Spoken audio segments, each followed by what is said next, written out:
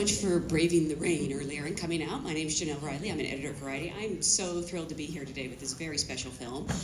Please join me in welcoming some of the artists who brought this to life. I want to start with director-producer Edward Berger.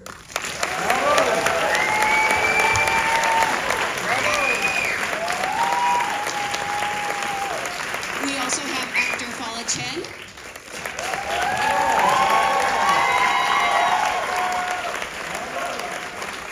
And also joining us is actor Colin Farrell.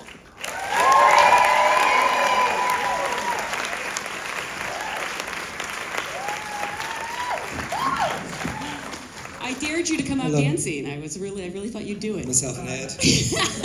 I mean, you worked so hard to learn those moves. You may as well show them off. Yeah.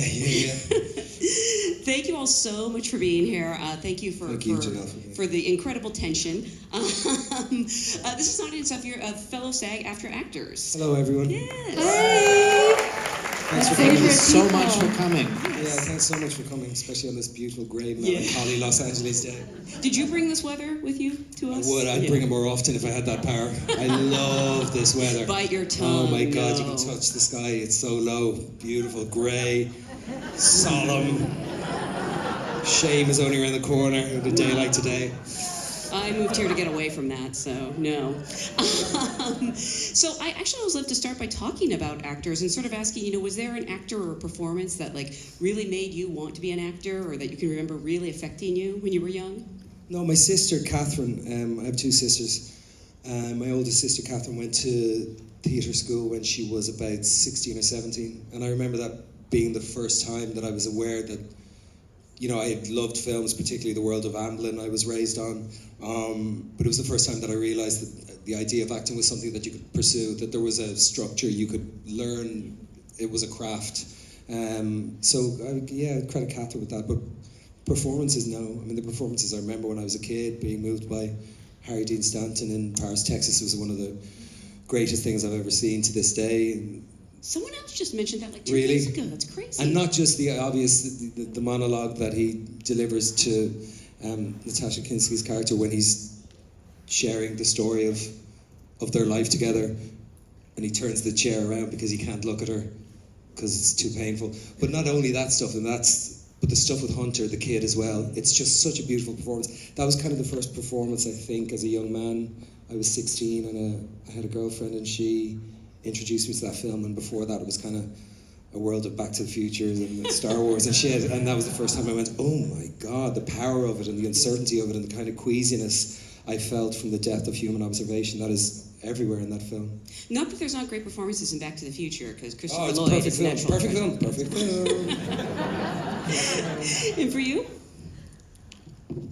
For me, as you guys were talking, I was like, in my family too, I just realized my grandfather and my grandmother, who are opera singers, but he starred as the grave digger in the first Chinese production of Hamlet in 1940s. No way. Yeah, the first translated from English to the Chinese modern language, yeah. And because he could sing, so he went next door to the drama division because he was a singer, and then he just did this part of the grave diggers, two guys, and then we have a photo of him with mustache, and so he was acting. And I always think of them as singers, but I just realized that moment, I have some in my family too.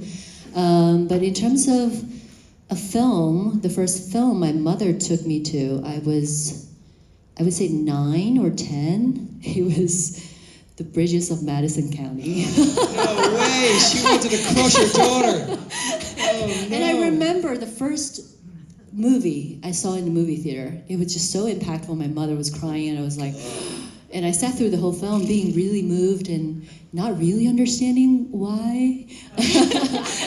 Didn't understand the whole concept of that story at all. But you were moved because you could feel I the was sorrow. moved, yeah. You didn't know the I detail could feel of the sorrow of my mother next to me. She was just so moved, and I was looking at her. Right there. Yeah. The proxy, yeah. Not age appropriate, but. And Edward, for you have such a gift with actors. They deliver some of their best performances under your direction. I'm sort of curious. Did you have a background in acting? Where did you learn to speak to actors? Don't tell us you were in Hamlet now. Are you joking? Did I have a background in acting? I wish I did. No, I mean, I come from a place where they make cars. So I had no clue that filmmaking was even a job.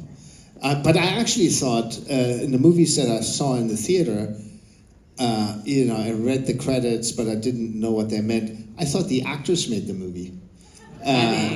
Like I went to see. I mean, You're pandering. true, right?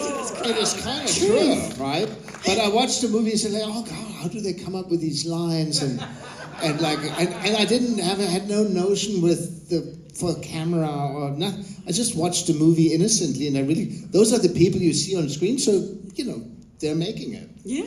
And then only when I was 18, my dad basically said like, so what are you going? You better apply for school, for university. And I said, okay, I'll get into it. And what are you going to do? And I said, well, engineering. You're an engineer. My brothers are doing it. And he said, really? And I was almost offended because I thought like he thought it was too stupid to do engineering or something. Don't even want to become a filmmaker like that, because you don't have the guts to be. No, he basically, that's what I thought like he meant, but what he meant, and then when I asked, he said like, no, I thought, you always go to the theater, you go to the movies, you write a lot. I just thought you wouldn't be interested in it, but if you are, go for it. And that just got me thinking, like, maybe, like, who makes those films? And I started researching, and I realized that they are directors, and I thought I wouldn't be a good actor, so I better try directing. The idea of like parents encouraging their kids to leave behind a stable job and go into the arts is like such a bizarro world concept. It's wonderful. Yeah. I'm very, very grateful to have that. I do actually want to start at the beginning with you because you have obviously great success with previous adaptations like All Quiet on the Western Front and Conclave. Yeah. Well, thank you. How did Lawrence Osborne's novel find its way to you, and what not only drew you to the story, but made you see it as filmic? Because not all great books should be movies. Well, my good friend and producer Mike Goodrich, I had a wonderful lunch with him about 8 years ago, and he was running the Macau Film Festival at the time, and he just was in love with the city and was looking for material to shoot there. And when he said, I want to make a movie in Macau, immediately that I thought like, oh, that could be interesting because it's, I'd like adventure and taking me to places that that aren't seen that often maybe on screen. And then he gave me this book and I read it and I immediately thought this character or these two characters and their relationship, they have in a way very tender, unconsumed love story and what they can give each other, that they can give each other love. And in the end, it felt like a story where love wins over greed. And I thought that's an interesting story to tell in a world that I don't know very well. So I wanted to explore it. And Colin, aside from the appeal of shooting in Macau, what interested you in the role of Lord? It's hard to say Lord Doyle. I got to give props to your cast because I've tried saying that a few times now. Lord Doyle. Yeah, say it 5 times fast. Yeah. Candyman. No. Oh no! No, I didn't. I stopped short of 3. It was like nothing I'd read, which I've said before about a couple of things because it's been true before, and every time it was incredibly unique. I kind of liked the idea that there was no backstory. That when I read it, I just on the first page when he rises out of bed and he says "fuck," his heels are barely on the cliff's edge, and he's just about to fall into the chasm.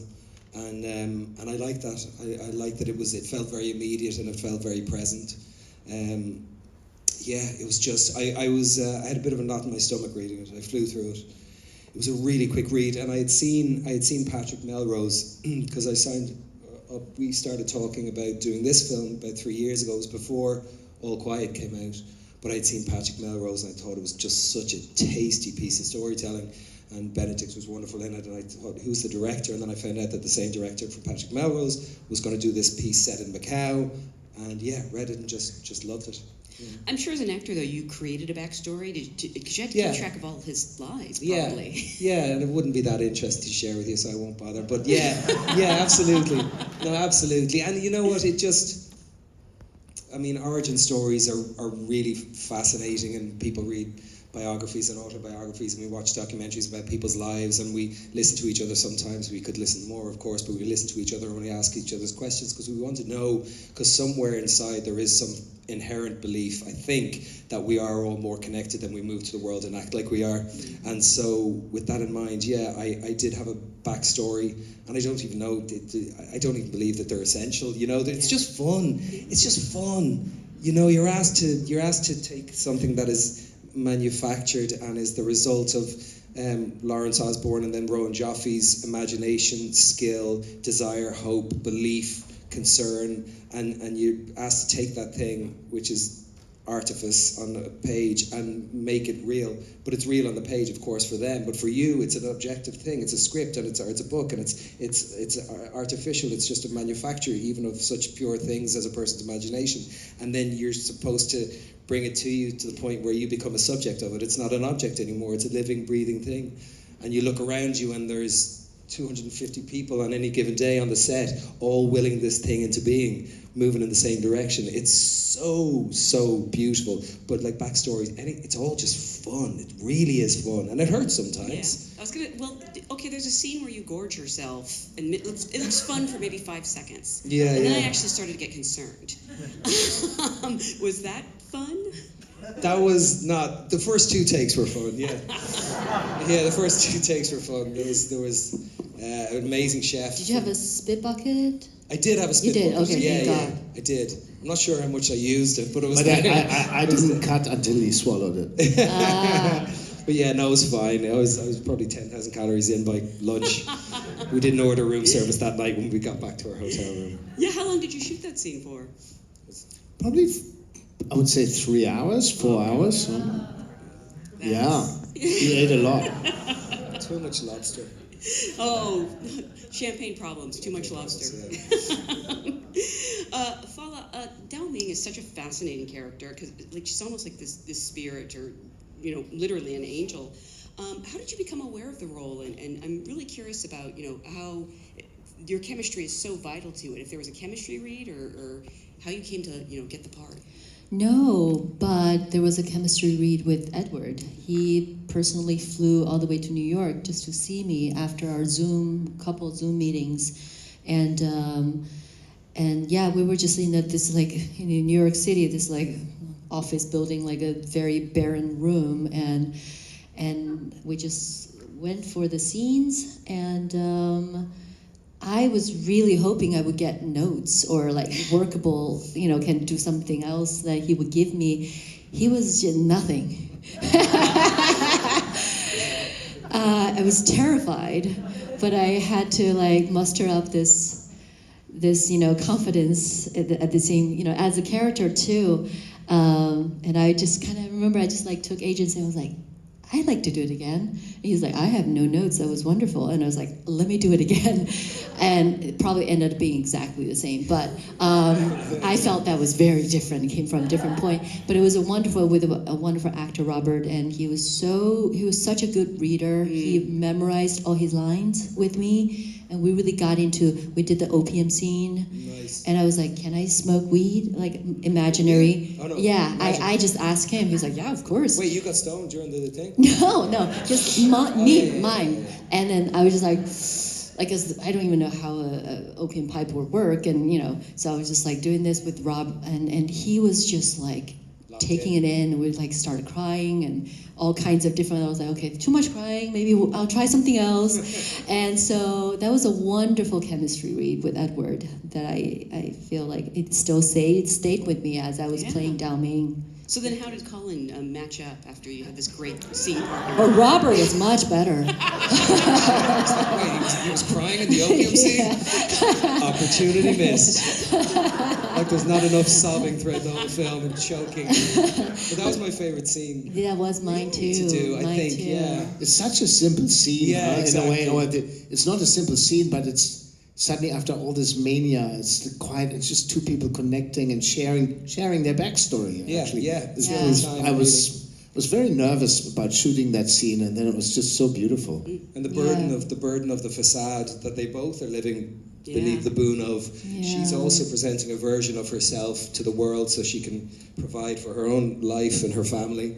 that she believes the world expects, and Riley is obviously presenting Doyle as well, and it's the one time in the whole, because even with Magic Tilda's character, you know, when there's moments of honesty between us, it's still angst-ridden, it's before the last game, it's whatever it may be, or even at the end when he gives her the money, he's still a little bit but the scene we had on the houseboat, and where it came in the shoot as well, because Towards the end, we were we need to 8 weeks in. decompress a We were little like bit. 5 days left of the whole shoot, and everyone, including the crew, Yeah. Ed, everyone, I was going to call you Demi, it's the dress. Aw. Yeah, this is everyone was very Demi. wrecked. Yeah. Everyone really was. Everyone was super, because there were long days, and it was a chaotic shoot in a really good, constructive way, I feel. But that scene was the only kind of tenderly truthful Yeah. moment in the whole film, and it was just lovely to be doing with you. Yeah, same here. Yeah. And I feel like we were all kind of different, like we became different beings without the facade, without the makeup. Like, you know, we're very like barefaced and simple clothes and humble heart and all of it. But yeah, it felt like very innocent and vulnerable. I remember I gave Colin his first Alexander lesson on the dock. I was just like, lie down, Colin. Oh, you did? That was I did. Just like we just needed to like let go of any tension and any kind of tense energy and just relax and get into that scene. That was That's really amazing. beautiful. May I ask, because I might be mistaken, and that'd be really embarrassing if I was, but you have such an interesting history because you were already a movie star in your country, and I believe you left to attend Juilliard. I did. I think I have 2 Juilliard classmates you're here kidding. tonight. Where are you, Manon? Scout. Oh, they didn't come? No. Oh, there they are, my classmates. We've gone through 4 years together Wow. at Juilliard. That's so cool. Yeah, it was life-changing for me. Did really. you have training before that? Just a different... Nothing. Really? I got really lucky. Kind of like you. You share kind of similar experience. It's just like skyrocketed, and I was like, whoa, what is this? And doing leading roles, like, you know, in my second year, and I had no idea how to handle that. And as I was getting into like 8th and 9th year of acting, and I was just like, I kind of need a break from this, from everything. So I just like auditioned for drama school and then went back to school. Wow, and then did 4 years at Juilliard. And then stayed in New York. That's Yeah. incredible. That's amazing. You were talking about, you know, kind of being exhausted near the end of the shoot, and I know you're shooting on location in Macau. It is an overwhelming city. I know that, and it's, you know, it's cliche to say that the city becomes a character, but it's absolutely true in this case. And I'm curious, you know, if you were always determined to shoot there, and how that helps you as actors, you know, to actually be on those locations and to be in that atmosphere. Yeah, we always intended to shoot there because there's no other way to make this film. You know, it's such a mirror of these characters' inner life, either a contrast or they are just supported because they are all have their turmoils inside. And I think all those lights, all that music, all those colors mirror that beautifully. So we needed to shoot there. It's a very singular place in the world. And I haven't made these type of films for a very long time. I'm used to very low budget films. I don't, you know, in my head it hasn't arrived that you can build things in a studio. So, but also, I mean, just the fact of shooting on that houseboat, for example, or shooting in your apartment, shooting in those locations. I mean, the atmosphere I feel you can't really replicate. Yeah, it definitely wasn't a soundstage in Toronto. I feel soundstage when I see it in movies. I usually feel it. I think I do too. Does it help you as actors though to actually be there? It's just as much as like a costume helps, or you know how you do your hair. I mean, I even think his facial hair says so much about him. And those suits, I thought this was a Wes Anderson movie at first when I saw you in that elevator. I was like, you have to put those on and walk a certain way or carry yourself a certain way. That's just an example of Lissy Crystal, who designed all the costumes.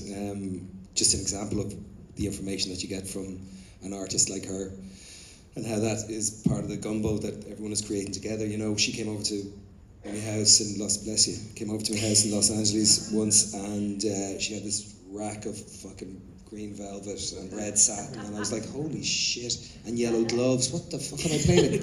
Is he a clown? I was like, I was doing balloon animals. I wouldn't imagine it from the script. It's no, like I totally. this. I It thought would it was have kind of been this type of thing. Yeah, absolutely. boring. And then you go, yeah, exactly.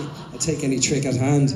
And then you look at that and you go, God, the man who can wear a suit like that and walk across a casino floor has to carry himself a certain way. And so, you know, Lissy kind of writes the part for you and with you.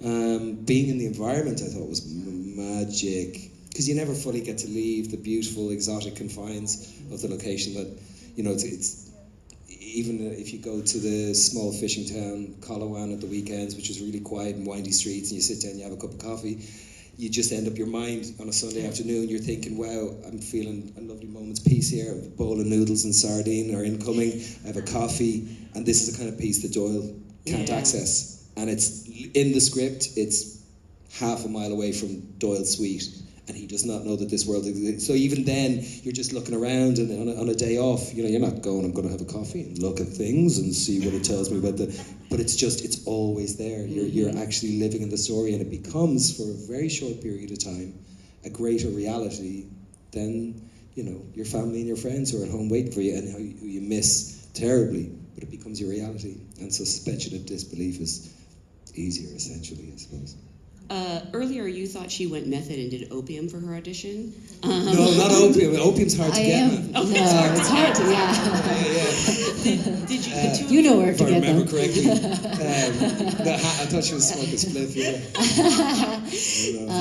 Did the two of you spend any time gambling or learning the game? We learned opium smoking too. We did They learn brought an opium smoking. expert. Yeah. And the guy really, back in the day, he did. And we also had experts teaching us about gambling and you played. Yeah, it was on the games. timetable. Opium lesson at 2 Yeah. We had those. So thanks for really in detail. Edward really goes as far as he can to give us as much detail, and his set is meticulous. Everything, the costume, his team, his long-term collaborators, they are just so perfect. Like they're all perfectionists. So we had a lot of support. But I also want to say, like before I departed for Macau, of course I was nervous. It is still like a huge burden on me, and I had the whole community of my actor friends in New York.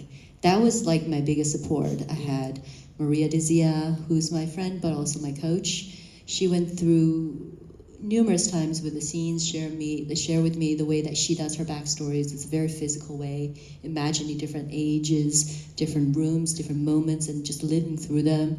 So thanks to Maria, and I had many classmates running the scenes and helping me preparing our reading and all of it. My teachers, and I had several actor friends who recorded, people from Beijing who recorded my lines in Chinese accent, various versions, and I sent to Edward. So just all these preparation process, I would have not done it alone at all.